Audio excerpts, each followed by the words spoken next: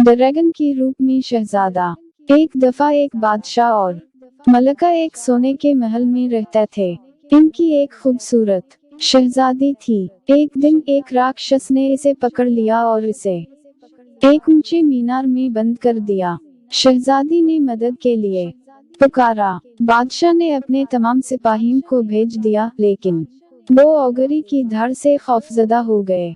एक दिन एक ड्रैगन टावर के ऊपर उड़ रहा था तो इसने शहजादी के रोने की आवाज सुनी। इसने इसे देखा और इससे प्यार हो गया। इसने आग उगलकर राक्षस को मार डाला। इसके बाद ड्रैगन ने शहजादी को बचाया और इसे पहाड़ों और समंदरों पर उड़ने के लिए ले गया। इसने शुक्रिया अदा किया और इसे चूमा। ड्रैगन जल्द ही एक खूबसूरत शहजादे में बदल गया। वो काफी अरसा पहले ओगरे की लानत का शिकार हो चुका था। बादशाह ने शहजादी की शादी शहजादे से कर दी और वो खुश व खुर्रम रहने लगे।